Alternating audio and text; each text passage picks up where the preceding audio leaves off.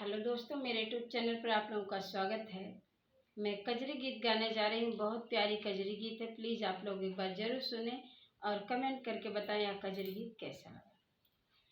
पिया मोर छोड़ के गए हो विदेशवा, सासू मोर करे ससतियाना।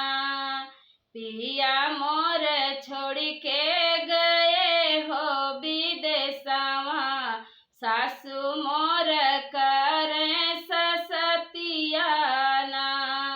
सासू मोर करे ससतियाना, सासू मोर करे ससतियाना।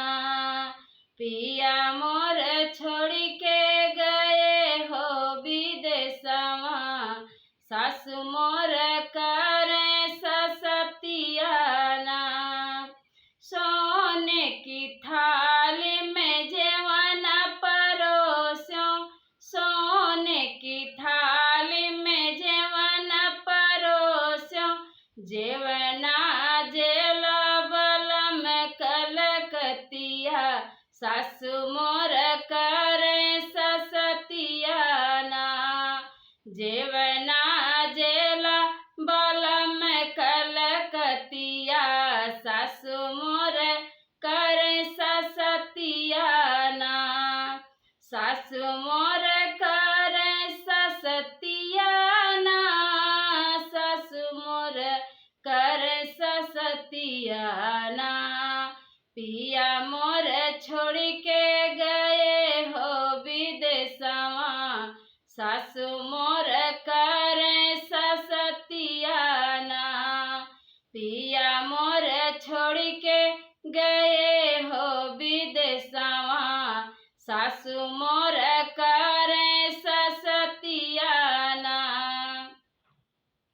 झाझर गेरुआ गंगा जल पानी, झाझर गेरुआ गंगा जल पानी, गेरुआ घोटला बलम कलकतिया, सासू मोर करे ससतियाना।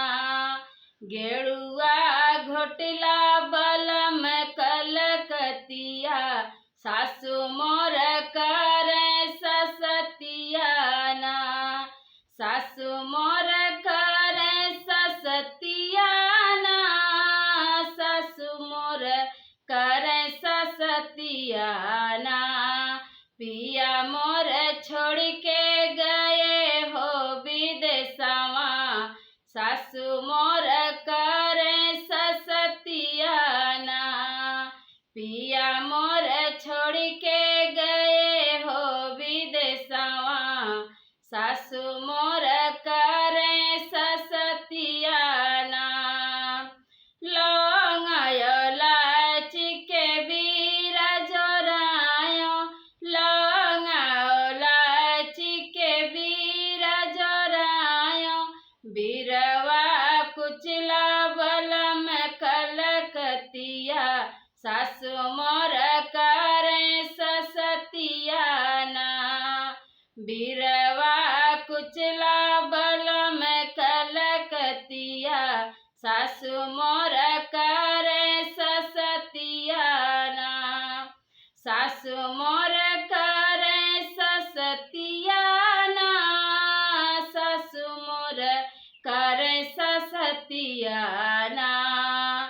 पिया मोर छोड़ के गए हो विदेशवा, सासू मोर करे ससतियाना।